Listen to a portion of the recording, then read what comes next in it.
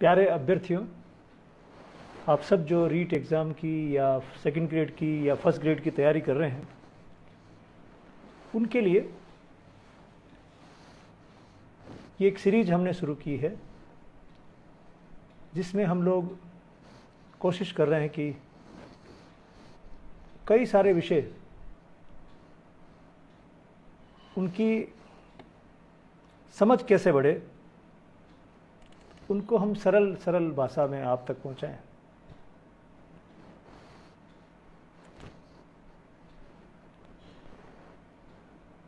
हमने अपने अनुभव में ये देखा है कि बहुत सारे विद्यार्थी केवल इस कारण से एग्ज़ाम्स में पिछड़ जाते हैं कि उनकी कंसेप्ट्स क्लियर नहीं होती है, और वे इस कारण से मन में बिठा लेते हैं कि अब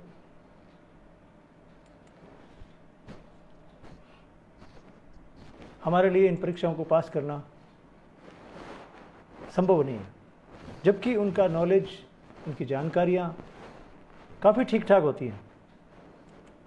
फिर भी वे पिछड़ते हैं। तो हमें लगा कि कुछ ऐसा किया जाए जिससे उनकी बुद्धि का, उनकी योग्यता का इस्तेमाल ठीक से हो जाए और वे सक्षम होते हुए भी निराश ना हो। अगर कोई व्यक्ति सक्षम नहीं है और निराश हो जाए तो समझ में आता है, लेकिन सक्षम होते हुए निराश हो जाना ये ठीक नहीं है। तो हम लोग कोशिश कर रहे हैं इस सीरीज़ के माध्यम से, क्योंकि लॉकडाउन है, विद्यार्थी अभी कोचिंग इंस्टीट्यूट्स में नहीं जा पा रहे हैं, कई लोग ऑनलाइन भी ठीक से नहीं पढ़ पा रहे हैं, दूर दराज के गांव में रहते हैं। उनको कैसे हम सारी चीज़ें समझाएं। हमारी एक पूरी टीम है जिसमें हम हिंदी भी पढ़ाते हैं, हम इंग्लिश भी पढ़ाते हैं और दूसरे सब्जेक्ट्स भी हमारे तैयार हैं।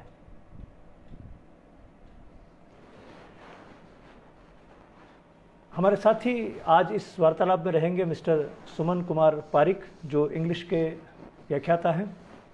उनसे हमारी वार्तालाप रहेगी।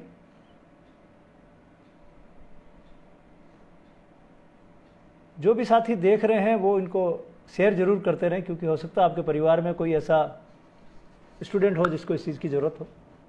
आज का हमारा विषय है, जो मैंने शीर्षक में लिखा है, बुद्धि, इंटेलिजेंस। बुद्धि क्या है, इसकी क्या विशेषताएं हैं, इसके बारे में क्या भ्रांतियां हैं, इस तरह की चीज़ें आज हम लोग समझने की कोशिश करेंगे। और ये बिल्कुल अलग अनुभव होगा, जो कहीं किताबों में नहीं मिलेगा आपको, कहीं ऑनलाइन पर नहीं मिलेगा। तो इस अनुभव का फ़ायदा आप लोग उठाएं।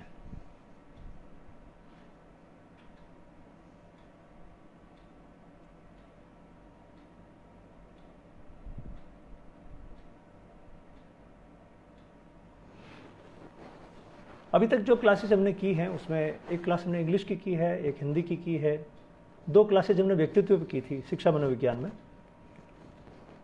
आज हम लोग बुद्धि का चैप्टर शुरू कर रहे हैं। किताबों में अलग अलग तरीके से लिखा होगा, गाइडों में अलग अलग तरीके से लिखा होगा, लेकिन एग्ज़ाम को जब हम फेस करते हैं तो वहाँ पर अलग तरह की अप्रोच चाहिए होती है। वहाँ जो क्वेश्चंस आते हैं वो क्वेश्चंस आपकी मेमोरी का टेस्ट नहीं करते हैं, आपकी स्मृति का टेस्ट नहीं करते हैं, वो आपकी समझ का, कॉम्प्रिहेंशन का टेस्ट करते हैं। ये आजकल का ट्रेंड है।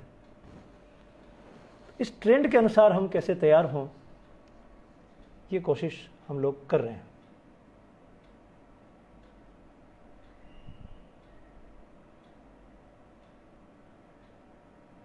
हमारे साथ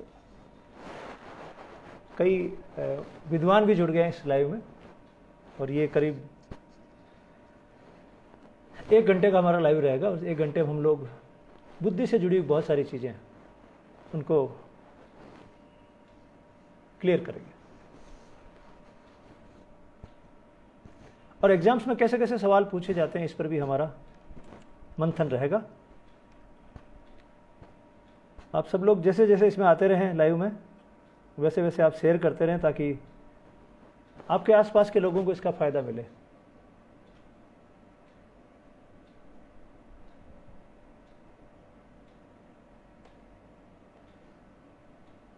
मनोविज्ञान में बहुत सारी ऐसी शब्दावली है जिसके बारे में अक्सर कन्फ्यूजन रहता है, क्योंकि हम बोलचाल की भाषा में जैसे शब्दों का अर्थ लेते हैं उसमें और मनोविज्ञान की भाषा में बहुत अंतर होता है।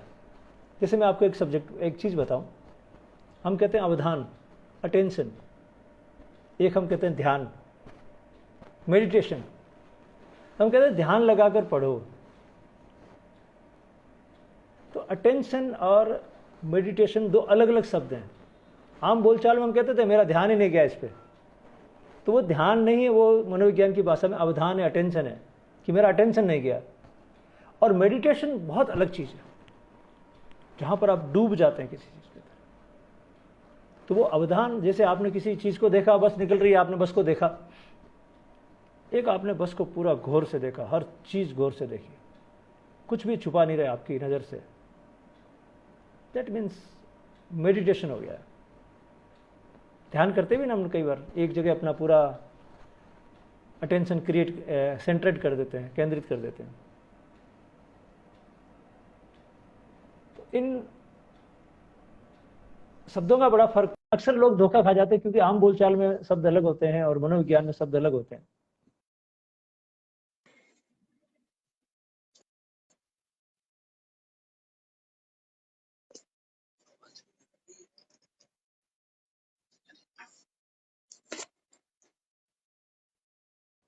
नमस्ते सर। कैसे हैं आप? बिल्कुल ठीक हूँ सर। सुमन जी, आज आपके साथ मिलकर हम लोग एक चर्चा करेंगे, और वो चर्चा रहेगी इंटेलिजेंस पे, बुद्धि पर। और मैं उम्मीद करता हूं कि हम लोगों का जो ये डिस्कशन है, चर्चा है, ये बुद्धि के चैप्टर को एकदम क्लियर करेगा।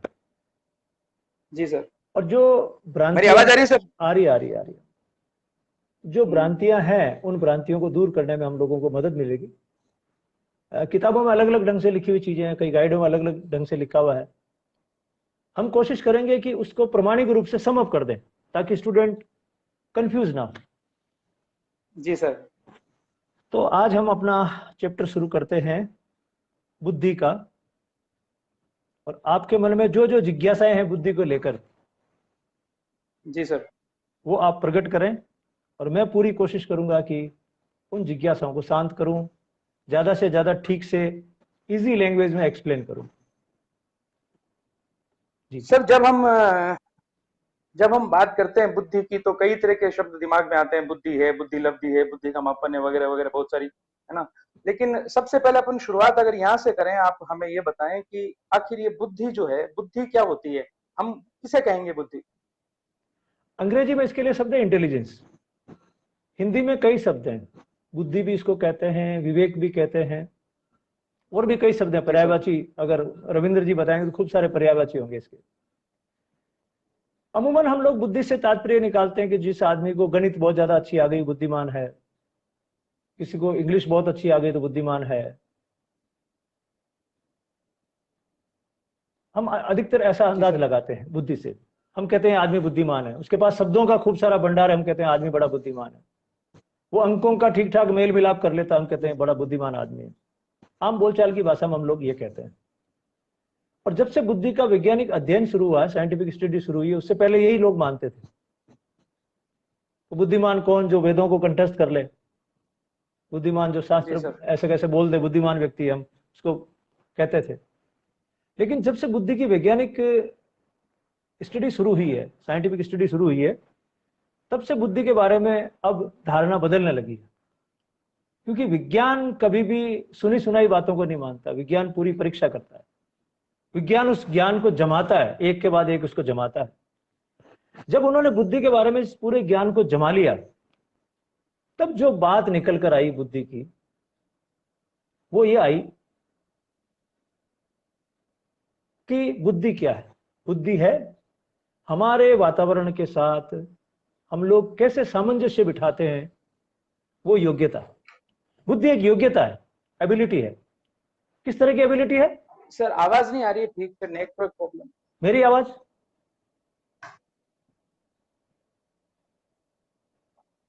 आ रही है?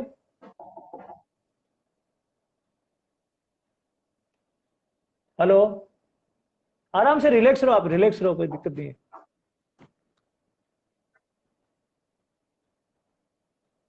आवाज नहीं आ रही सर, मैं तो पूरा रिलैक्स हूँ, रिलैक्स। तो आवाज आ रही है ना, सुन रहे हो ना आप आराम नेटवर्क से? प्रॉब्लम है।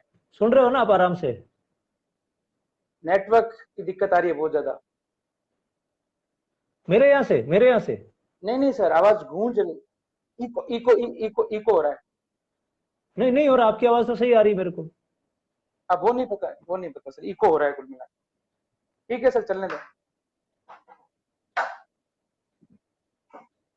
हाँ बताएं सर। अब कैसा है आवाज, अब कैसी है? अब आवाज आ रही है? हाँ ठीक है सर, लेकिन वो एक्चुअली थोड़ी सी क्या है कि जैसे यूं गूंजती सी आती है, जैसे बज रही है। हाँ, यूं तो आ रही है सर, आवाज तो आ रही है। हम्म। चलिए आप रिलैक्स हो जाइए थोड़ा, मैं आराम से अपन बात करते हैं ना। आ रही है सर, बताएं सर आप। हाँ, मैं ये कह रहा था आपको कि हमारा जो, नेटवर्क इशू है, अपन कुछ नहीं कर सकते। मैं ये कह रहा था आपको कि हमारी हमारी जो क्षमता है, हमारी योग्यता है हाँ हमारे सर, वातावरण के साथ बोले एडजस्ट सर। होने की।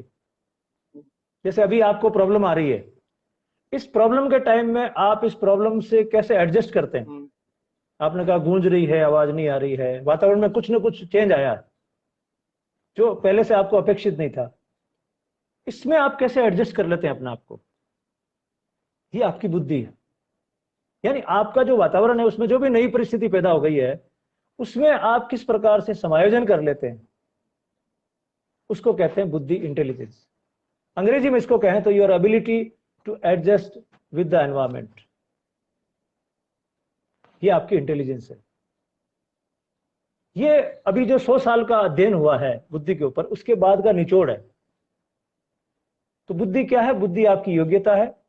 किस बात की योग्यता है? अपने वातावरण के साथ एडजस्ट करने की योग्यता है। Got my point?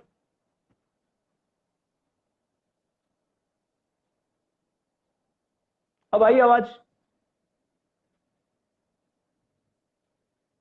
Hello, hello, हाँ सर। आ रही है ना? आ रही है, आ रही है। हाँ सर। हाँ सर। हाँ सर। हम्म। तो पहली बात तो ये हो गई। बिल्कुल आ रही है सर, आप बताते रहे, आप बताते रहे सर। एक्चुअली एडजस्टमेंट करने की क्षमता को आपने बताया कि वो बुद्धि है। हाँ। इसके अलावा जो भी बातें हैं आप बताते रहे, सुन रहे हैं हम सब। हम्म। तो आपने जो पूछा बिल्कुल मैंने बिल्कुल। आपको बताया बुद्धि क्या है। तो बुद्धि, बुद्धि के लिए बस केवल ये इतना ही है कि अगर हम एडजस्टमेंट अच्छे से कर रहे हैं, एक बात तो ये हो गई। हम्म। और ऐसा क्या है जो हम कह सकते हैं कि इसे हम बुद्धि कहेंगे? ये तो निचोड़ हो गया, लेकिन अलग अलग लोगों ने इसको अलग अलग तरीके से परिभाषित किया है। जी अलग सर। अपनी अपनी डेफिनेशन दी है। किसी ने कहा मैं तो बुद्धि के बारे सर में ये सोचता हूँ। बुद्धि की अगर अपन देखें तो हमें कुछ परिभाषाएं भी देखनी होती है, वो भी हमें याद करनी होती हम्म। तो बुद्धि की है। हाँ, परिभाषाओं का मतलब यह है कि अलग अलग लोगों ने अपने अपने एंगल से बुद्धि को समझाया है। ये तो मैंने कि निचोड़ बुद्धि बता के दिया। बारे में जब हमें बात करनी हो कि बुद्धि क्या है, तो उसमें सबसे बड़ा, सबसे इंपॉर्टेंट जो पॉइंट है वो ये है कि वातावरण के साथ आपकी जो समायोजन की क्षमता है, योग्यता है। हाँ, वो बुद्धि है। समायोजन की क्षमता जो बुद्धि है, बुद्धि बुद्धि है। योग्यता जो है, वही बुद्धि है। हाँ। हाँ ठीक है। जैसे अभी हम जो वातावरण में कहीं बैठे हैं, हमने ये देखा पढ़ा कि जैसे चिंतन। हम्म। अभी जैसे ये वातावरण है जिसमें हम लोग बिल्कुल हैं सर, दोनों हम। अमूर्त चिंतन के लिए क्या है कि जो अमूर्त चिंतन करने की क्षमता है वो बुद्धि है। हम्म, हाँ, वो पहले मानते थे। सीखने की क्षमता है वो बुद्धि है, हाँ। सीखे हुए को अनुभव करने को और सीखे हुए को और अनुभव करे हुए को उपयोग में लेने की क्षमता बुद्धि है। हम्म। ऐसे करके कई आयाम ऐसे बुद्धि के जो बताए गए हैं। हम्म। तो उन सबको देखते हुए सर हम आगे बढ़े। हाँ। हाँ सर, बुद्धि की परिभाषाएं कौन सी है, वो कौन सी महत्वपूर्ण परिभाषाएं जिन्हें हमें याद करनी चाहिए? देखिए, मैं पहले के सेक्शन में भी आपसे बात आवाज कर आ रही रहा है सर था। मेरी? आ रही। मैं पहले के सेक्शन में भी आपसे बात कर रहा सुनाई था। नहीं दिया? मैं कह रहा हूं सर, हाँ बुद्धि की हाँ हाँ, सुनाई दे परिभाषाएं गया, कौन सी है? सुनाई दे गया मुझे, दे गया। आपके एंड पे हो सकता है थोड़ी नेटवर्क का कोई इश्यू हो, मेरे यहाँ एकदम क्लियर है ना। मैं ये कह रहा हूं आपसे कि बुद्धि की जो परिभाषाएं हैं, कौन कौन सी परिभाषाएं हमको याद करनी चाहिए। तो पहले के सेक्शन में जब व्यक्तित्व की हम बात कर रहे थे, तब भी मैंने आपको बताया था कि हमें वो परिभाषाएं याद करनी चाहिए जिनको उन लोगों ने दिया है जिनका इस विषय में खूब योगदान रहा हो, रिसर्च में योगदान रहा हो। उनकी परिभाषा को याद करना चाहिए। बाकी तो आप और मैं भी बोल सकते हैं कि मेरे हिसाब से बुद्धि है, मेरे हिसाब से बुद्धि है, तो ऐसी सैकड़ों परिभाषाएं हो सकती है, लेकिन याद रखना चाहिए परिभाषाएं वो जो जो लोगों ने दी है, जिन्होंने इस पर काम किया। सबसे पहली परिभाषा बताता हूं, जिन्होंने रिसर्च करी है, रिसर्च की, इस पे पूरा विषय पे लिखा है, किताबें लिखी है जिन्होंने, तो उनकी परिभाषाएं याद रखनी चाहिए। सबसे पहली परिभाषा मैं आपको बताऊं, अल्फ्रेड बिने। अल्फ्रेड बिने वो व्यक्ति थे फ्रांस के, जिन्होंने सबसे पहले बुद्धि पर काम शुरू किया वैज्ञानिक तरीके से। वो अलग एक स्टोरी है कि वो वहां के शिक्षा मंत्री थे और उनको एक काम सौंपा गया था, पिछड़े बालकों के लिए क्या किया जाए, जो पीछे पिछड़ जाते हैं बच्चे, उनके लिए क्या विशेष इंतजाम किए जाए, उनको कैसे आइडेंटिफाई किया जाए, इस तरह का वो काम कर रहे थे। तब उन्होंने पहली बार ये मानसिक आयु और शारीरिक आयु और इस तरह की बातें कही। तो अल्फ्रेड बिने की जो परिभाषा है वो क्या है, मैं आपको बताऊं। उन्होंने ये कहा कि बुद्धि में 4 शब्द हैं, बुद्धि में 4 शब्द हैं। पहला है समझ, आप कितना समझते हैं। दूसरा है आविष्कार, आप नया कितना सोच सकते हैं। तीसरा है निर्देश, आप सही समय पर कैसे निर्देश दे सकते हैं।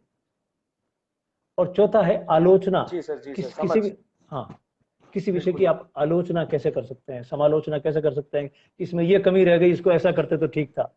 अगर ये 4 शब्द हैं आपके पास में, आपके उसमें आयाम में है, तो आप बुद्धिमान हैं। यानी आपकी समझ अच्छी है, आप नया सोचते हैं, आप समय पे सही दिशा दे सकते हैं किसी को, और समालोचना कर सकते हैं किसी विषय की, तो आप बुद्धिमान हैं। ये परिभाषा दी थी अल्फ्रेड बिने ने। अब मैं परिभाषाओं के बारे में इसलिए कई बार कहता हूं स्टूडेंट्स को कि आप इनको रटो मत, इनको समझने की कोशिश करो, इनको समझो इनका अर्थ क्या। स्टूडेंट रटते हैं बुद्धि में 4 शब्द निहित है, समझ, आविष्कार, निर्देश और आलोचना, वो रटते हैं, लेकिन समझ क्या है, निर्देश क्या है, आलोचना क्या है, ये उनको क्लियर होना चाहिए। जब उनको ये क्लियर हो जाएगा तो अल्फ्रेड बिने की परिभाषा उनको समझ में आ जाएगी। तो पहली परिभाषा है अल्फ्रेड बिने की। दूसरी परिभाषा है विलियम स्टर्न की। अब स्टर्न वो थे जिन्होंने ये आईक्यू वाली कंसेप्ट दी। तो जिन्होंने आईक्यू की कंसेप्ट दी है, जिसने पूरा क्रांतिकारी परिवर्तन कर दिया इस क्षेत्र में, तो उनकी परिभाषा हमको याद रखनी चाहिए। विलियम स्टर्न कहते हैं कि किसी भी व्यक्ति की सामान्य योग्यता, इन्होंने कहा सामान्य योग्यता, स्पेशल नहीं, सामान्य योग्यता, उनकी परिस्थितियों के अंदर, उनकी समस्याओं के अंदर, उनकी आवश्यकताओं के अंदर क्या नया घट रहा है, उनके साथ में एडजस्ट होना, उसके साथ समायोजित होना। उन्होंने क्या माना है, सामान्य योग्यता, बुद्धि को सामान्य योग्यता बताया। किस तरह की सामान्य योग्यता है, सोचने की। एक तो आप सोच सकते हैं, किसके बारे में सोच सकते हैं, नई आवश्यकताओं के बारे में। कि अब जैसे अभी अपन यहाँ आ गए, अभी कोई अचानक से कोई आवश्यकता हो गई, इसके बारे में हम सोच सकते हैं क्या, क्या हम समस्याओं का समाधान कर सकते हैं, क्या हम परिस्थितियों के साथ सामंजस्य बिठा सकते हैं क्या, ये स्टर्न कहते हैं। अब ये घुमा फिरा के वहीं आएंगे लास्ट में, घुमा फिरा के वहीं पर आएंगे लास्ट में, कि क्या आप अपने आसपास के वातावरण के साथ सामंजस्य बिठा सकते हैं क्या, ये बोला है स्टर्न ने। ऐसे ही लुईस टर्मन है, जिन्होंने बाद में आईक्यू का और फॉर्मूला सुविकसित किया, जिन्होंने एक स्केल बनाई, स्टैनफोर्ड स्केल। उन्होंने कहा है कि अभी जो आप बात कर रहे थे कि आप कितना ज्यादा अमूर्त चिंतन कर सकते हैं, उतने ही बुद्धिमान है। तो स्टर्न, लुईस टर्मन ने, देखो सबसे पहला नाम हो गया बिने, अल्फ्रेड बिने। दूसरा नाम हो गया आपका विलियम स्टर्न, और तीसरा नाम हो गया लुईस टर्मन। मैं सीक्वेंस में जा रहा हूं, ये पहले ये हुए 1905 के लगभग बिने ने काम शुरू किया था, उसके बाद विलियम स्टर्न ने 1912 के आसपास काम शुरू किया, फिर लुईस टर्मन ने 1916 के आसपास काम शुरू किया। तो मैं सीक्वेंस से चल रहा हूं, मेरा काम ऐसा व्यवस्थित करने का है सबको, ताकि कहीं कोई कंफ्यूजन ना हो। जी जी जी। तो बिने को तो जनक माना जाता है इस पूरे विज्ञान का, बुद्धि की जो विज्ञान है इसका जनक माना जाता है, फादर ऑफ इंटेलिजेंस है ना, माना जाता है उनको, कि उन्होंने इस विषय को शुरू किया ढंग से। तो बिने तो है, और स्टर्न ने फॉर्मूला दिया है आईक्यू का, और लुईस टर्मन अमेरिका में। अब बिने तो कहां, फ्रांस में है, स्टर्न है जर्मनी में, और टर्मन है अमेरिका में। तो अब यहाँ मनोविज्ञान में 2 धाराएं चलती है, एक धारा तो चलती यूरोप की, एक धारा चलती अमेरिका की। टर्मन अमेरिकन है, स्टैनफोर्ड यूनिवर्सिटी में काम करते हैं। इंटेलिजेंस पे उन्होंने एक नई स्केल बनाई, जो पहले वाली स्केल थी बिने साइमन स्केल, उसकी जगह इन्होंने बिने स्टैनफोर्ड स्केल बनाई। बुद्धि का मापन करने के लिए। तो उनकी परिभाषा इंपॉर्टेंट है। वो कहते हैं कि आप अमूर्त चिंतन कितना ज्यादा कर सकते हैं, वो आपकी बुद्धि पर है। सर ये सारी चीजें, हाँ, ये अपन सर अभी आज आज की, हम्म, हाँ कहिए, क्या कहना चाह रहे, कहिए।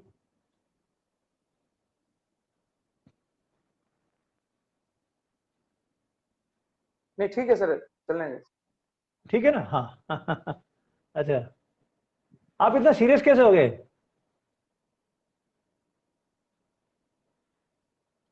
हेलो। बिल्कुल ठीक है, बिल्कुल, आप बताएं सर। असल में क्या सर, मैं जब बोलता हूँ उसके कई देर बाद आप तक आवाज आती है सर, इसलिए वो क्या है कि थोड़ा सा गैप है ना, इसलिए एक्चुअली। आप डिस्कनेक्ट कर तो लीजिए, आप डिस्कनेक्ट सर कर मैं लीजिए, सीरियस वापस नहीं कनेक्ट हूँ, कर आप दीजिए। अपने हिसाब से बताते रहे, मैं तो बिल्कुल मस्त हूँ। आप जितना अच्छे से बताएंगे मैं बढ़िया से समझ लूंगा। आप डिस्कनेक्ट करके फिर जुड़ जाइए, आप नहीं नहीं, मैं डिस्कनेक्ट करके बिल्कुल फिर जुड़ ठीक। गए।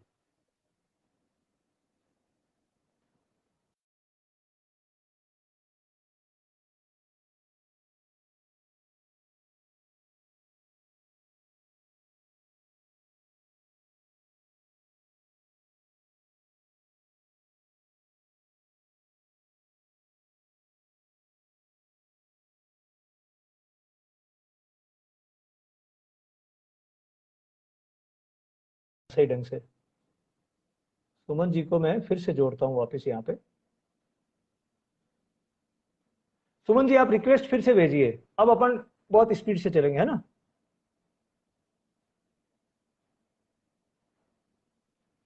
एक हमारे डालू राम जी हैं, वो कह रहे हैं क्यों बकवास करते हो फालतू। डालू राम जी, आपको, आपके माता पिता को खूब सारी शुभकामनाएं। वाकई में, क्या आपने जन्म लिया है, क्या आपने प्रगति की है जीवन में। आपको मैं यहाँ से ब्लॉक कर देता हूँ, चलिए।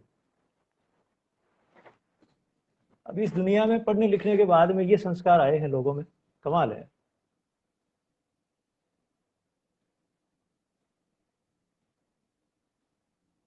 हरीश भाई देवासी, आपका जो सवाल है कि बुद्धि ज्ञात करने का सूत्र किसने दिया था, तो ये मानिए बुद्धि ज्ञात करने का सूत्र स्टर्न ने दिया था, और उसके अंदर फिर चेंज किया था टर्मर ने। उन्होंने कहा कि इसको 100 से गुणा कर दें।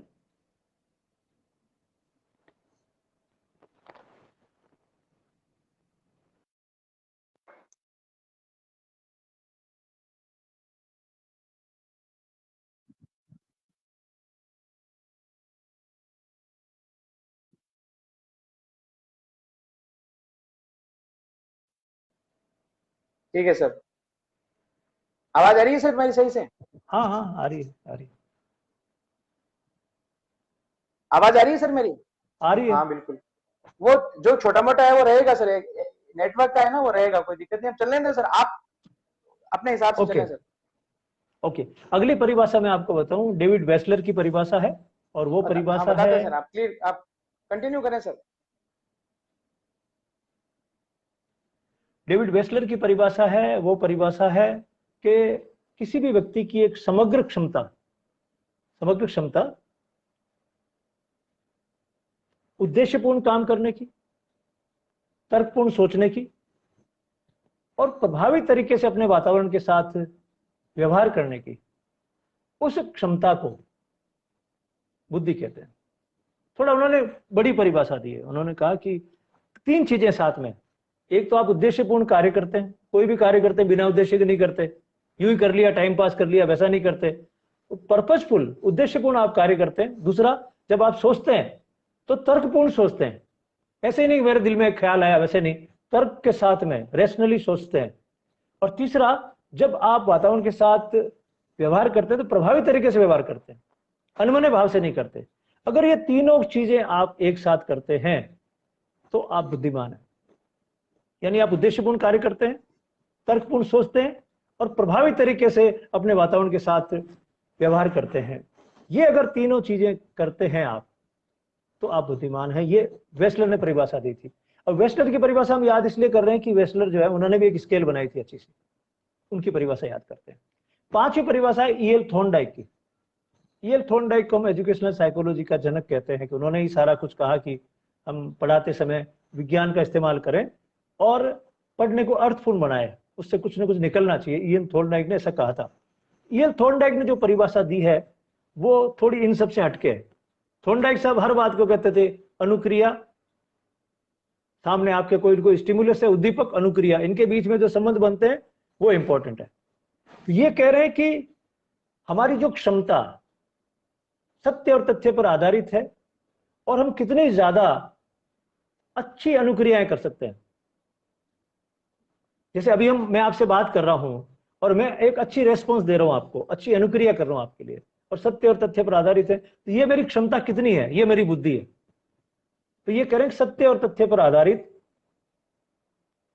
अच्छी अनुक्रिया करने की क्षमता। आपकी अनुक्रिया करने की क्षमता अच्छी होनी चाहिए, लेकिन वो सत्य और तथ्य, ट्रूथ और फैक्ट पर आधारित होनी चाहिए, हवा में नहीं होनी चाहिए। तो उसको बुद्धि कहते हैं। ये ईएल थॉर्नडाइक की परिभाषा है। मैंने आपको 5 परिभाषाएं बताई, अल्फ्रेड बिने की परिभाषा, स्टर्न की परिभाषा, टर्मन की परिभाषा, वेस्लर की परिभाषा और थॉर्नडाइक की परिभाषा। ये 5 परिभाषाएं बहुत महत्वपूर्ण है। और भी परिभाषाएं दी है लोगों ने, जिन्होंने भी किताबें लिखी उन्होंने परिभाषाएं दी है, लेकिन ये इंपॉर्टेंट है। जी सर।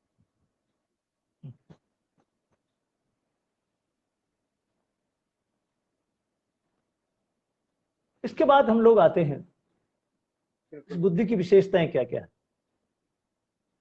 क्या विशेषताएं हैं, करेक्टरिस्टिक्स क्या है बुद्धि। ये सारी परिभाषाओं के बाद में क्या निचोड़ आता है परिभाषा, इसके बारे में। सबसे पहला सर, बुद्धि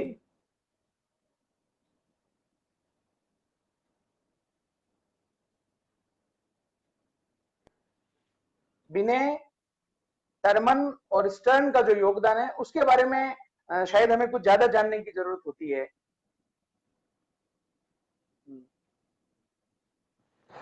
सुमन जी का नेटवर्क थोड़ा कमजोर हो रहा है, इसलिए थोड़ी असुविधा हो रही है हमको साथियों। मैं आपको थोड़ा सा आगे ले चलता हूं इसको।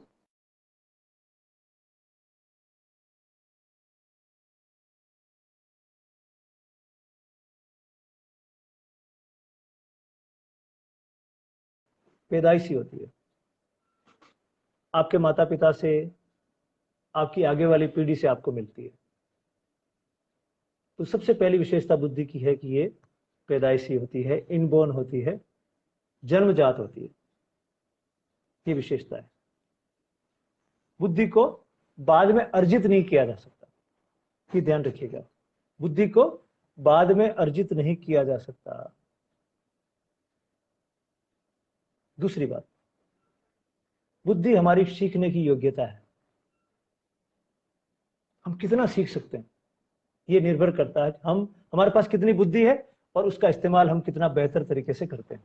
तो बुद्धि हमारी सीखने की योग्यता है, बुद्धि हमारी सोचने की योग्यता है, कितना सोच सकते हैं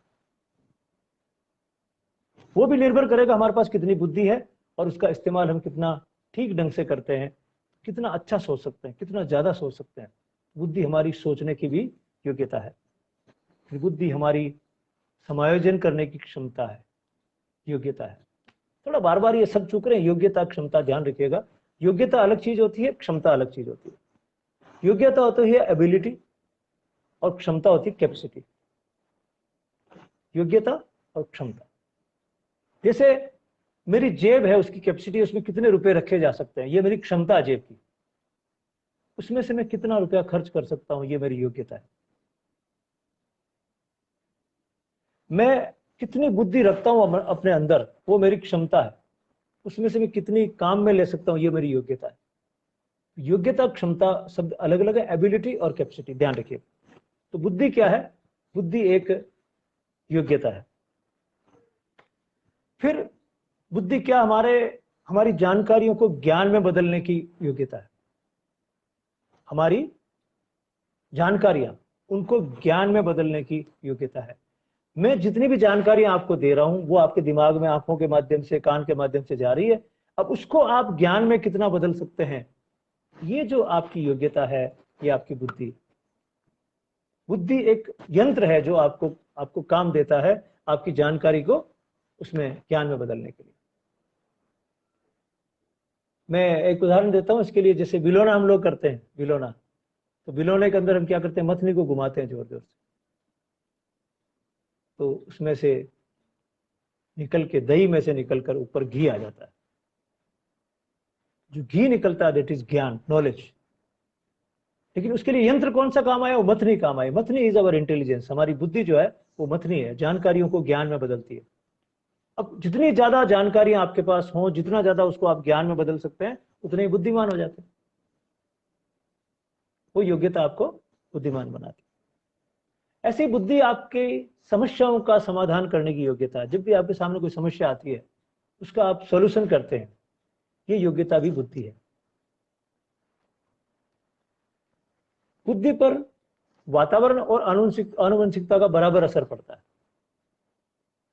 कई बार यह सवाल आता है कि बुद्धि पर किसका ज्यादा असर पड़ता है, वातावरण का ज्यादा असर पड़ता है या आनुवंशिकता का असर पड़ता है?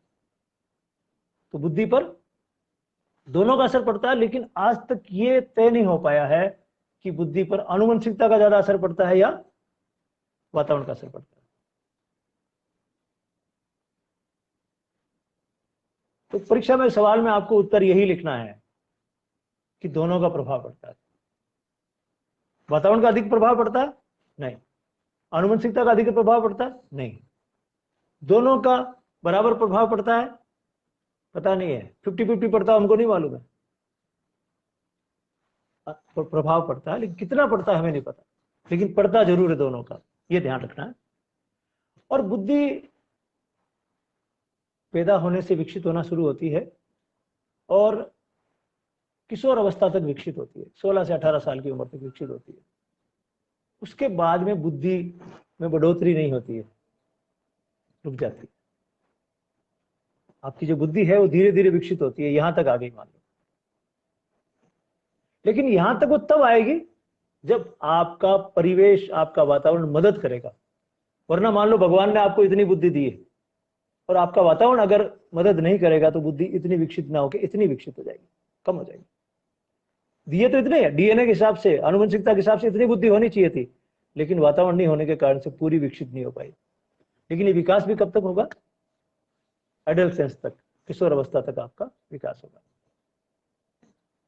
तो क्या उसके बाद में विकास रुक जाएगा बुद्धि का? तो ये तो रुक जाएगा, लंबवत तो रुक जाएगा। क्षैतिज विकास हो सकता है, साइड में हो सकता है, ऊपर तो नहीं जाएगा, साइड में हो सकता है, जिसे हम कहते हैं क्षैतिज विकास, हॉरिजॉन्टल डेवलपमेंट, वो चलता रहेगा। फिर एक बात आती है, क्या पुरुषों में और महिलाओं में बुद्धि में अंतर होता है? नहीं होता है। किसी भी रिसर्च में ये बात सामने नहीं आई है कि महिलाओं में या पुरुषों में से किसी में बुद्धि ज्यादा होती है। आम बोलचाल में हम कह सकते हैं, लेकिन मनोविज्ञान इस बात को नहीं मानती। किसी भी रिसर्च में स्थापित नहीं हुआ है कि महिलाओं में बुद्धि ज्यादा होती है या पुरुषों में बुद्धि ज्यादा होती है, अभी तक स्थापित नहीं हुआ है। तो जो ये लिंग भेद है, ये इस मामले में सही नहीं बैठता है। फिर क्या कुछ नस्लों में, कुछ जातियों में बुद्धि ज्यादा होती है, कुछ में कम होती है? नहीं, ये भी नहीं होता। उसका भी कोई फर्क नहीं पड़ता। सभी जातियों में, सभी नस्लों में एक जैसी बुद्धि होती है। किसी जाति में ज्यादा बुद्धि नहीं होती, किसी में कम नहीं होती। किसी भी नस्ल में, चाहे वो चाइनीज नस्ल है, चाहे वो काले हैं, चाहे गोरे हैं, किसी भी तरह के उनमें ज्यादा कम नहीं होता। हालांकि लोग बाग टेग लगाते हैं कि इन लोगों में तो बुद्धि कम होती है, इन लोगों में ये ऐसा कम होता है। ऐसा नहीं होता है। मनोविज्ञान इस बात को नहीं मानती। मनोविज्ञान ये कहती है कि वो परिवेश के कारण है, वातावरण के कारण है, जिनके कारण आपको लगता होगा बुद्धि कम है, लेकिन बुद्धि कम नहीं, बुद्धि का इस्तेमाल करना नहीं आया, ये हो सकता है। तो जातीय नस्लीय भिन्नता भी नहीं होती है। फिर समाज में बुद्धिमान लोग कितने होते हैं? बुद्धि का एवरेज क्या निकलता है? कौन लोग बहुत ज्यादा बुद्धिमान है, कौन लोग कम बुद्धिमान है? तो ज्यादातर लोग हैं औसत बुद्धिमान है। ज्यादातर लोग औसत बुद्धिमान है, उनकी बुद्धि औसत होती है आईक्यू के हिसाब से देखें। एक छोटा सा परसेंटेज है जो बहुत अधिक बुद्धिमान है और एक छोटा सा परसेंटेज है जो कम बुद्धिमान है।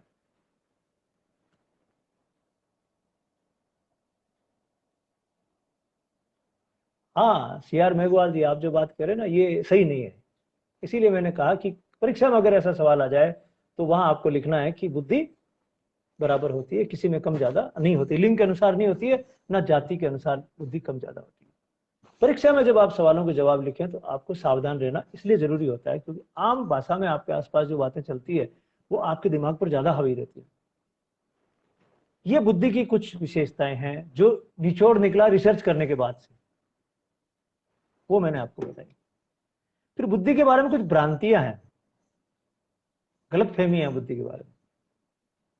जैसे पहली बात, बुद्धि और ज्ञान एक है या अलग अलग है? नॉलेज और इंटेलिजेंस एक ही है या अलग अलग है? बुद्धि और ज्ञान अलग अलग है। ज्ञान तो बुद्धि के द्वारा सृजित किया जाता है, बुद्धि ज्ञान नहीं है। बुद्धि तो ज्ञान सृजित करने की मशीन है।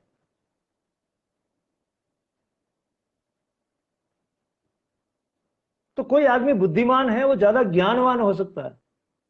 बुद्धिमान तो है क्योंकि बुद्धि का इस्तेमाल ठीक से कर रहा है, उसके पास ज्ञान ज्यादा हो सकता है। तो बुद्धिमान और ज्ञानवान दोनों अलग अलग चीज है। बुद्धिमान होगा तो ज्ञानवान हो जाएगा, बुद्धि और ज्ञान दोनों अलग अलग चीज।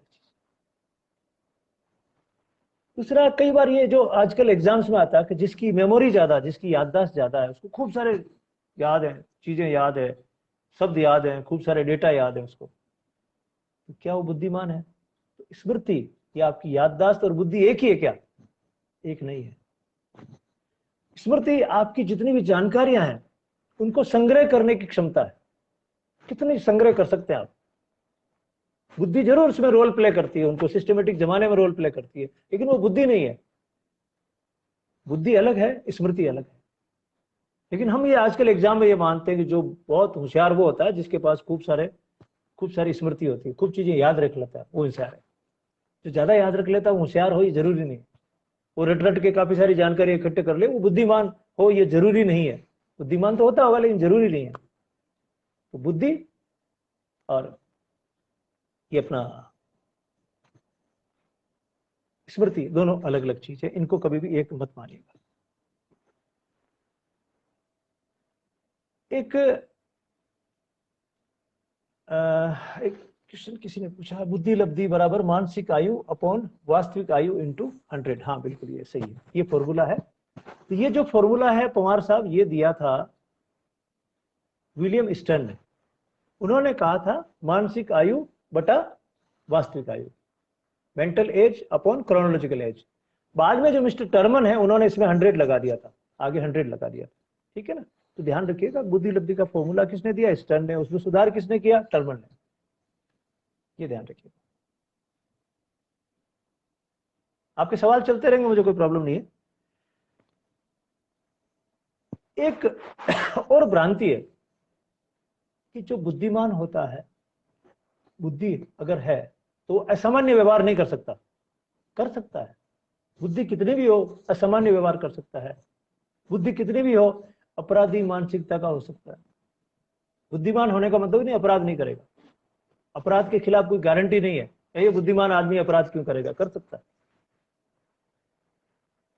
ऐसे ही पिछड़ापन, अलग अलग तरह का पिछड़ापन, आर्थिक पिछड़ापन, सामाजिक पिछड़ापन। पिछड़ेपन के लिए भी बुद्धि गारंटी नहीं है। आप बुद्धि आपके पास खूब सारी है तो आप पिछड़े नहीं होंगे। बुद्धि है लेकिन आप उसको काम में नहीं लेना जानते तो पिछड़े हो जाएंगे। पिछड़े बालक का एक चैप्टर पढ़ते हैं अपन, बैकवर्ड चाइल्ड। तो पिछड़ा होना भी, उसके खिलाफ भी कोई बुद्धि गारंटी नहीं है। बुद्धि है लेकिन इस्तेमाल करना किसी ने सिखाया नहीं, वातावरण नहीं मिला, कोई गुरु नहीं मिला। बुद्धि होने के बाद भी पिछड़ापन हो गया। ये जो गंभीर गंभीर बातें हैं, कई बार परीक्षाओं में जब आती है तो स्टूडेंट गच्चा खा जाते हैं। एक ही कारण होता है कि उनको वो गंभीरता से पढ़ते नहीं, समझते नहीं है। और हम लोग कोशिश कर रहे हैं कि ज्यादा से ज्यादा आप समझे चीजों को। आपके जो भी सवाल हैं आप आराम से रखिएगा, मैं आपके पहले के जो सवाल है उनको देख लेता हूं।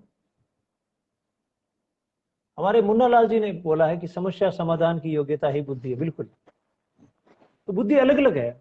समस्या समाधान की योग्यता भी है, सीखने की योग्यता भी है, अपने वातावरण के साथ समायोजन होने की क्षमता भी है, जानकारी को ज्ञान में बदलने की योग्यता भी है। ये अलग अलग चीजों को हम कहते हैं। लेकिन लास्ट में जब उसका निचोड़ निकाल देंगे तो क्या बोलेंगे? बुद्धि हमारे अपने वातावरण के साथ समायोजित होने की योग्यता है। ये निचोड़ निकल जाएगा। तो समस्या आ गई है तो ये भी वातावरण में कोई परिवर्तन हुआ है। अब इस समस्या के साथ हम कैसे समायोजित होते हैं, कैसे अपनी बुद्धि का इस्तेमाल करके इस समस्या का समाधान करते हैं। वातावरण में कुछ है जिसको हम सीखना चाहते हैं, नया परिवर्तन है, उसको सीखना चाहते हैं, देखना चाहते हैं परिवर्तन क्या हुआ है, उसके अनुसार अपने को ढालना चाहते हैं। सीखना इसी को कहते हैं। सीखना क्या होता है? आपके व्यवहार में अपेक्षित कुछ परिवर्तन, अस्थायी परिवर्तन, स्थायी परिवर्तन, सॉरी स्थायी परिवर्तन वो है, तो वो आपके वातावरण में कुछ हुआ है, आप उसके साथ समायोजित हो रहे हैं। जितनी भी परिभाषाएं लेकर आपको जाएगी आखिर में, बुद्धि आपकी अपने वातावरण के साथ समायोजित करने की योग्यता है। Your ability to adjust with your environment, ये बुद्धि है। अब सपोज करिए एक लड़का है जिसने आईआईटी पास कर रखी, एक लड़का जिसका मेडिकल कॉलेज में सिलेक्शन हो गया, एक है जिसका आईएएस में सिलेक्शन हो गया। हमारे स्टैंडर्ड के हिसाब से हम कहेंगे बहुत बुद्धिमान है वो तो। लेकिन छोटी सी समस्या आई, वो रोने लग गया। उसके अपने घर के लोगों से रिश्ते ठीक नहीं है। तो मनोविज्ञान, अब जो मनोविज्ञान है जो 100 साल में विकसित हुई है, वो ये कहती है कि वो बुद्धिमान नहीं है, वो अपने वातावरण के साथ समायोजन नहीं कर पाता है। केवल गणित का ज्ञान होने से, साइंस का ज्ञान होने से कोई व्यक्ति बुद्धिमान नहीं होता है। तो बुद्धि के अलग अलग आयाम होते हैं, अलग अलग आयाम होते हैं। सामाजिक बुद्धि अलग होती है, शाब्दिक बुद्धि शब्दों का ज्ञान अलग होती है, आंकिक बुद्धि जिसमें अंकों का ज्ञान होता है वो अलग बुद्धि होती है, यांत्रिक बुद्धि जिसमें मशीनों का ज्ञान होता है अलग बुद्धि होती है, सामाजिक बुद्धि अलग होती है, आप रिश्ते कैसे बनाते हैं बुद्धि अलग होती है। बुद्धि के अलग अलग आयाम होते हैं। केवल गणित का ज्ञान ज्यादा हो जाने से या शब्दों का ज्ञान ज्यादा हो जाने से, बजरंग जी ने अच्छा क्वेश्चन पूछा बिलाली वालों ने, उन्होंने कहा है कि अधिक बुद्धिमान व्यक्ति अधिक धनवान होगा, ये सही है क्या? होना तो चाहिए। अगर आप बुद्धिमान हैं तो आपके बाजार के साथ आपका समायोजन अच्छा होना चाहिए। अगर आप अपनी बुद्धि का इस्तेमाल करते हैं और बाजार की ताकतों के साथ समायोजित हो जाते हैं तो पैसा आपके पास ज्यादा इकट्ठा हो जाएगा। लेकिन वो आर्ट है, आनी चाहिए आपको, तो धनवान हो सकते हैं। पुनीत भाई पूछ रहे हैं आर्थिक कारण है या पिछड़ेपन का? हाँ, आर्थिक कारण होता है पिछड़ेपन का, आर्थिक भी हो जाता है, सामाजिक कारण भी हो जाता है।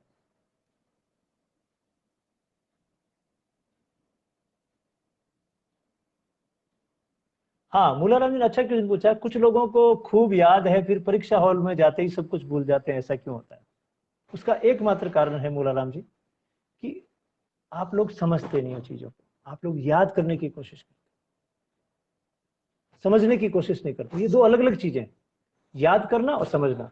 जब आप समझ लेंगे तो अपना आप याद हो जाएगा, और फिर आप एग्जाम हॉल में जाएंगे तो कुछ भी नहीं भूलेगा, क्योंकि आपने अपने ज्ञान को व्यवस्थित कर लिया, उसको जमा लिया।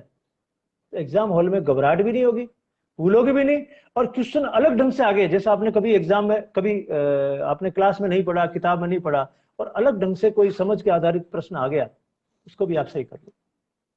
तो ये भूलते नहीं है कोई भी, हम भूलते भूलते कुछ भी नहीं है, हम उन जानकारियों को अंदर से निकाल नहीं पाते।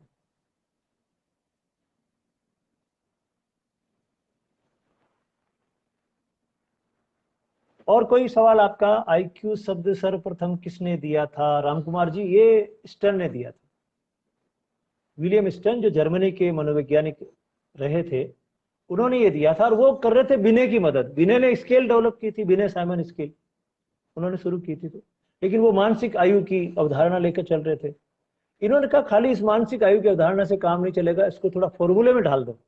तो उन्होंने कहा मानसिक आयु अपॉन शारीरिक या हमारी वास्तविक आयु, लेकिन उसमें पॉइंटों में निकलता था उत्तर। तो टर्मन साहब ने कहा इसमें 100 जोड़ दो, 100 गुना कर दो, तो ये पॉइंटों में निकल के 100, 140, 90, 80 ऐसे निकलना शुरू हो जाएगा। ये क्लियर हो जाना चाहिए आपको। टर्मन है अमेरिका के, ईस्टर्न है जर्मनी के, और बिने है फ्रांस के। आपके जो भी सवाल हो आप बेहिचक होकर पूछिए इस मामले में, दूसरे मत पूछिए, बुद्धि से जुड़े हुए सवाल पूछिए, है ना?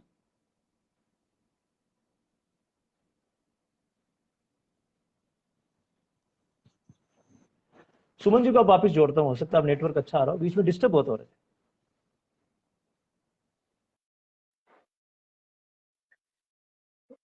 हाँ सर, नेटवर्क का इशू कुछ आज हो गया अनफॉर्चुनेटली, पर बिल्कुल अच्छे से सही से सब कुछ चल रहा है। हाँ, कोई थोड़ा सा बात कनेक्ट होते वक्त एक बार के लिए आवाज आपको शायद आई नहीं होगी, या मुझे आपकी नहीं है। एक बार ऐसा होता है जब कनेक्ट होते हैं दोबारा। तो सर, एक प्रश्न यह है कि बुद्धि और संवेगात्मक बुद्धि में क्या फर्क है, क्या समानता है?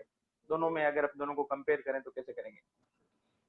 देखो ये आजकल नई नई नई कंसेप्ट आ रही है। जैसे अभी तक हमारी बुद्धि थी शाब्दिक बुद्धि, फिर आई आंकिक बुद्धि, फिर आई सामाजिक बुद्धि। बुद्धि के अलग अलग फैसेट्स, अलग अलग आयाम पर डिस्कशन चलता रहा। फिर ये आई संवेगात्मक बुद्धि। जैसे मैं अभी आपको बोल रहा था कि एक लड़का है, उसने आईआईटी कर रखा है, लेकिन वो विपरीत परिस्थितियों में घबरा जाता जी। है तो सब कुछ कहने को बुद्धिमान कह दिया हमने, उसने गणित का खूब अच्छा नॉलेज है, फिजिक्स का नॉलेज है, लेकिन कई ऐसी स्थिति आई, कुछ घर में गड़बड़ हो गया और वो उससे एडजस्ट नहीं हो पा रहा। उसमें जो कम बुद्धि है वो संवेगात्मक बुद्धि, हमारी इमोशनल इंटेलिजेंस। हम हमारे इमोशंस को कितना कंट्रोल कर पाते हैं, भावनाओं को कितना कंट्रोल कर पाते हैं किसी भी परिस्थिति में, वो हमारी इमोशनल इंटेलिजेंस होती है, संवेगात्मक बुद्धि होती है। तो आजकल जो जो ये क्षेत्र विकसित होता जा रहा है तो लोगों का इंटरेस्ट बढ़ रहा है कि आपकी संवेगात्मक बुद्धि कितनी है। ये गणित वाली छोड़ दीजिए, हिंदी वाली छोड़ दीजिए, इंग्लिश वाली छोड़ दीजिए, लेकिन संवेगात्मक स्थिति आपकी कैसी है, आप भावनात्मक रूप से अपने आप को कैसे कंट्रोल करते हैं, कैसे चलाते हैं, आपकी भावनाओं को चैनलाइज कैसे करते हैं, संवेगात्मक बुद्धि। ऐसे एक नई कंसेप्ट है आजकल, आध्यात्मिक बुद्धि। भावनाओं से ऊपर आध्यात्मिक बुद्धि। आपको अध्यात्म का ज्ञान कितना है, आपको जन्म मरण के बारे में कितना पता है, वो स्पिरिचुअल इंटेलिजेंस। ऐसा लगता है सर कि जैसे जो आईक्यू है उससे कहीं ज्यादा महत्वपूर्ण आज के जीवन में, आज की परिस्थितियों में ईक्यू अगर अपन कहें तो, जो इमोशनल क्वेश्चन है वो कहीं ज्यादा जरूरी हो गया है। क्या उस पर लेकर कोई रिसर्च चल रही है या फिर वैज्ञानिक कुछ ऐसा बता रहे हैं, मनोवैज्ञानिक? खूब चल रही, खूब चल रही। अब तो बढ़ता जा रहा, बुद्धि का क्षेत्र धीरे धीरे बढ़ता जा रहा। मैंने कहा ना, जैसे शुरुआत में मानते थे कि जिसको शब्दों का ज्यादा ज्ञान है वो इंटेलिजेंट है, अंकों का ज्यादा ज्ञान है इंटेलिजेंट है, वहां से धीरे धीरे आएगा आपको सोशल इंटेलिजेंस चाहिए, सामाजिक बुद्धि आपकी कैसी है, आप सामाजिक रिश्तों को कैसे निभाते हैं वो भी जरूरी है। ऐसे एक भाई आपकी इकोनॉमिक इंटेलिजेंस जरूरी है, आप अपना घर कैसे चलाएंगे। तो इंटेलिजेंस के अलग अलग आयाम स्थापित होने लग गए, उन पर रिसर्च होने लग गई। तो इसके बारे में जानने का कारण यह है कि हम चाहते हैं कि इसके बारे में रिसर्च हो और फिर लोगों को सिखाया जाए कि आप अपने आप को भावनात्मक रूप से कैसे नियंत्रित करें, क्योंकि वो भी जरूरी है। अच्छा जीवन जीने के लिए आपकी भावनाओं पर नियंत्रण भी जरूरी है। आप बार बार गुस्सा हो जाते हैं, बार बार गुस्सा आ जाते हैं, बार बार रोने लग जाते हैं, तो ये सारी चीजें भी नहीं होनी चाहिए। कुछ सवाल आए, मैं कुछ सवाल आए, एक सवाल आया है कि निर्धन व्यक्ति के घर का बच्चा या तो बहुत प्रतिभाशाली या बहुत कमजोर, ऐसा क्यों है जबकि आर्थिक स्थिति तो समान है। नहीं सीआर मेघवाल जी, ये ऐसा नहीं होता है। निर्धन व्यक्ति के घर का बच्चा या तो बहुत कमजोर होता है या बहुत प्रतिभाशाली, ऐसा नहीं होता है। उसका उसका निर्धनता से और इस इंटेलिजेंस का कोई लेना देना नहीं। यह है कि वो जो बुद्धि उसको भगवान ने दी है वो पूरी बुद्धि विकसित नहीं हो पाती उसकी आर्थिक परिस्थितियों के कारण, ऐसा है। एक बजरंग सिंह ये पूछते हैं कि क्या चालाकी भी बुद्धि है क्या, कनिंगनेस? आपको क्या लगता है सुमन? सर चालाकी, जैसे थोड़ी देर पहले आप बता रहे थे, बिल्कुल चालाक बुद्धिमान तो होगा ही तभी वो चालाकी कर पाएगा। अभी थोड़ी देर पहले आप जैसे बता रहे थे कि कई लोग अपराध में भी बुद्धि का उपयोग करते हैं, आतंकवाद में करते हैं या फिर देश विरोधी गतिविधियों में, यहाँ तक कि मानव विरोधी गतिविधियों में भी कर सकते हैं। अभी अगर अपन मान लें कि चाइना में ही कोविड-19 का ये जो है ये वायरस बनाया गया है, तो निश्चित रूप से बुद्धिमानों ने ही बनाया है। कमजोर बुद्धि के लोग तो नहीं बना सकते थे, इतना बड़ा काम नहीं कर सकते थे। बिल्कुल तो बिल्कुल। चालाकी और बुरे काम भी बुद्धिमान लोग करते ही हैं, हाँ हाँ। निश्चित रूप से। पर मुझे एक ऐसा राम लगता है सर, अब कुमार आप भी बता उसने, दें। हाँ हाँ हाँ हाँ बोलिए। हाँ नहीं, मुझे बोलिए। ऐसा लगता है, आपको क्या लगता है बता दें। मुझे भी यही लगता है, मुझे भी यही लगता है कि चालाकी जो है ना, कनिंगनेस। वैसे आइडियली मैं ये मानता हूँ बुद्धिमान व्यक्ति को चालाक नहीं होना चाहिए, नहीं होना चाहिए। अगर उसको ठीक होना चाहिए, समाज के प्रति, खुद के प्रति, देश के प्रति, सारा सबके प्रति ठीक रहेगा तो मैं उसको सही में बुद्धिमान व्यक्ति मानता हूँ। अगर वो नुकसान करता है, सोसाइटी का नुकसान करता है, देश का नुकसान करता है, मानवता का नुकसान करता है, तो मैं उसको बुद्धिमान मेरी भाषा में नहीं मानता हूँ। बुद्धिमान हालांकि व्यक्ति को मनोविज्ञान चालाक नहीं, हाँ, बुद्धिमान व्यक्ति में चालाकी नहीं चतुराई होनी चाहिए। चतुराई होनी चाहिए, क्लेवरनेस होनी चाहिए, कनिंगनेस की बजाय क्लेवरनेस होनी चाहिए। राम कुमार ने एक क्वेश्चन पूछा, गार्डनर ने कितने प्रकार बताए बुद्धि के, राम कुमार बिश्नोई ने। तो राम कुमार, इसको हम अगले सेक्शन में पढ़ेंगे। ये जो बुद्धि के अंदर क्या क्या है, एक तत्व है, दो तत्व है, तीन है, चार है, पांच है, 10 है, इनको हम अगले सेक्शन में पढ़ेंगे, जिसमें हम बुद्धि के अंदर क्या होता है, ये तो हम पढ़ रहे हैं बुद्धि क्या होती है, फिर बुद्धि के अंदर क्या होता है। जैसे मैं आपको बताऊं कि ये पेन है, ये पेन है, तो मान लो ये बुद्धि है, ये पेन है, ये क्या काम आता है, ये लिखने के काम आता है। तो ऐसे ये बुद्धि है, बुद्धि क्या काम आती है? बुद्धि आती है अपने वातावरण के साथ समायोजन करने में, हमारी मदद करती है। तो पेन क्या काम आता है? लिखने के काम आता है। तो ये बुद्धि क्या काम आती है? जैसे मूर्त है, पेन तो मूर्त है, बुद्धि अमूर्त है। पेन तो आपको दिखाई दे रहा है, तो कॉन्क्रीट चीज है, मूर्त है। बुद्धि अमूर्त कल्पना है, अमूर्त धारणा है। तो बुद्धि क्या काम आती है? वातावरण के साथ समायोजन करने में काम आती है। इस भाषा में आपको आना चाहिए। पेन क्या करता है? लिखने के काम आता है। बुद्धि क्या काम आती है? हमारे वातावरण का विश्लेषण करके उसके साथ एडजस्ट होने में हमको मदद करती है, उस काम में आती है। जी सर, अभी आपके इस जवाब से एक बात समझ में आ रही है कि अगली कक्षा में हम विभिन्न विद्वानों ने जो सिद्धांत दिए हैं बुद्धि के और जो प्रकार बताए हैं उन पर हम बात करेंगे। उन पर बात करेंगे, बिल्कुल करेंगे, बात करेंगे। आपके हाँ, एक मिस्टर मेघाराम कह रहे हैं आध्यात्मिक बुद्धि सबसे आगे है, बिल्कुल, और अब उस पर काम होने लग गया। कह रहे हैं कि आप बुद्धिमान हो तो आपको अध्यात्म का थोड़ा बहुत ज्ञान भी होना चाहिए। अगर आप अध्यात्म के बारे में नहीं जानते तो पूरा आपका जीवन दुख से, कष्ट से, घृणा से भरा रहेगा। उससे बाहर निकलने के लिए आध्यात्मिक बुद्धि का विकास भी जरूरी है। एक कारण हमारे एक क्वेश्चन, हाँ अच्छी टिप्पणी, आप पढ़ के देखो। हाँ, बुद्धि के कारण ही एक आदमी शेर जैसे खूंखार जानवर को अपने वश में कर लेता है, वायुयान को आकाश में उड़ा देता है। बिल्कुल। LR पवार ने नागौर से जो टिप्पणी करी है। बिल्कुल बिल्कुल। हमारे विदेश में ही पूछ रहे हैं बाल विकास कब पढ़ाओगे? इसके बाद पढ़ाएंगे। इनको क्या बाल विकास में मजा आता पढ़ने में सबको? बाल्यावस्था को क्या कहते हैं, किशोर अवस्था को क्या कहते हैं, है ना? तो वो बाल विकास से आगे ये साइकोलॉजी जा नहीं पाती है। तो मैं इसलिए मैंने 2 चैप्टर इसलिए लिए, व्यक्तित्व और बुद्धि। अगर ये दोनों ठीक से समझ में आ जाते हैं तो बाल विकास और वो जो चैप्टर हैं अधिगम वाले, वो तो वैसे भी आ जाएंगे स्टूडेंट्स को। बाल विकास पढ़ाएंगे विदेश। बाल विकास में अलग अलग जो अवस्था के अनुसार जो विभिन्न प्रकार के जो विकास होते हैं उन पर बात करेंगे तो निश्चित रूप से विद्यार्थियों को अच्छा लगेगा और फ्रूटफुल भी होगा।